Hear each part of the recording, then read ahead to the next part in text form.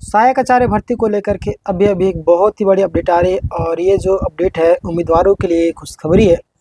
High court का update संशोधित result पर विवाद को लेकर के नॉमिनेशन केस बाहर हुए जो भी अभ्यर्थी उसके लिए खुशखबरी है, प्लस में जो चयनित अभ्यर्थी है उसके लिए दुखी की बात। आखिर किस चीज़ को लेकर हम बात करेंगे, A to Z सारी चीज़ों का हम बात करने वाले हैं। तो चलिए स्टार्ट करते हैं बिना देरी के। आप नए होंगे चैनल में तो सब्सक्राइब करिए, ठीक है। चलिए सबसे पहले आप यहाँ पे देखेंगे झारखंड सहायक आचार्य भर्ती 26,000 हाई कोर्ट की जो बड़े अपडेट है। आज 13 तारीख है और 13 तारीख खास दिन था और इसमें कई सारे महत्व बिंदु पर हाई कोर्ट में सुनवाई हुई थी। आखिर क्या हुआ या नहीं हुआ, इसको लेकर बात करेंगे।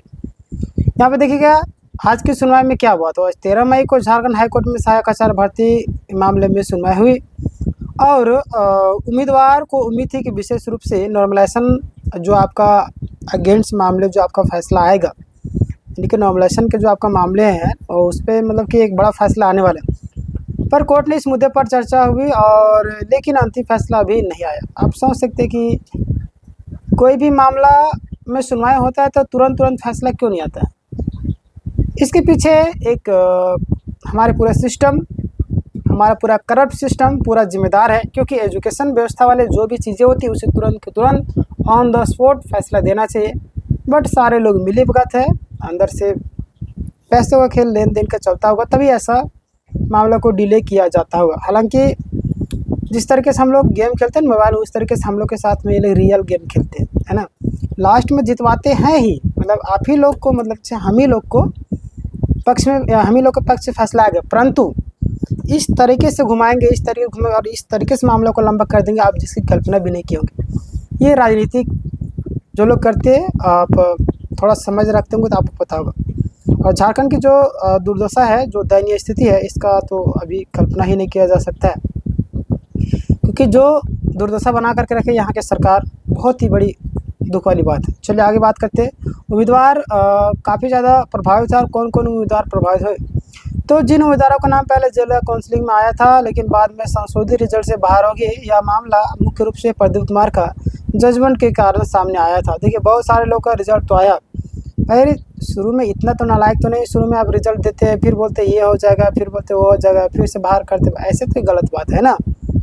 चलिए आगे बात करते हैं, आखिर ऐसा सिचुएशन उत्पन्न क्यों हुआ, आपकी गलती कारण या छात्रों की गलती कारण? आपकी गलती कारण। कोर्ट से राहत मिली है। क्या बोला गया कि जो भी उम्मीदवार मामले में पिटिशनर बने थे उनके लिए बड़ी खबर आई है। कोर्ट कहते हैं कि मतलब कोर्ट के द्वारा कहा गया कि इन उम्मीदवारों को सीटें फिलहाल रिजर्व रखी जाएंगी, यानी उनके सीट किसी दूसरे को नहीं दी जाएगी। इसका मतलब साफ है कि अभी नियुक्ति नहीं मिला है, लेकिन उम्मीदवारों को उम्मीद बनी भी अंतिम निर्णय तक सीट सुरक्षित रहेगी। यानी कि जब तक निर्णय नहीं आएगा आर या पार या फैसला वाला, तब तक सीटों को सुरक्षित रखा जाएगा। मतलब कहने का मतलब यह है कि अगर फैसला आपके पक्ष में आता है तो आपकी सीट एक जो सुरक्षित रखेगी वो आपका सिलेक्शन हो जाएगा।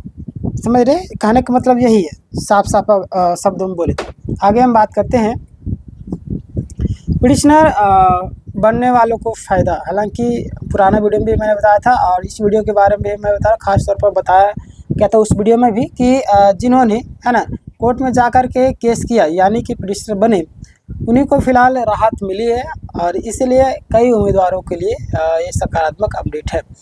हालांकि मैं आपको बार बार बोल रहा हूँ कि पिटिशनर एक जुआ है। जुआ तो अब देखिए, मैं अपने हिसाब से बात कर रहा हूँ, आप समझदार है, कुछ समझ सकते हैं। कई बार मामला आता है आपके पक्ष में, कई बार नहीं आता, इस चीज़ को आपको ख्याल रखना होगा। क्लियर। चलिए आगे बात करते हैं, अंतिम फैसला क्यों नहीं आया।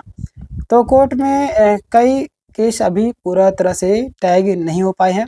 कुछ मामलों में केवल फाइलिंग नंबर मिला था, अभी मतलब कि सभी केस एक साथ लिंक नहीं हुए थे। क्लियर।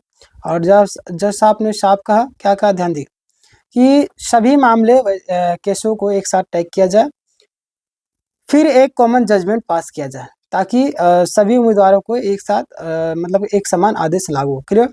आगे बात करते हैं सुनवाई कब होगी। तो सुनवाई को लेकर बातें निकल कर महत्वपूर्ण तारीख जो है, कोर्ट ने इस मामले की जो अगली तारीख संभवतः फाइनल सुनवाई की तारीख जो आपका 30 तक तय की है और 30 जून को।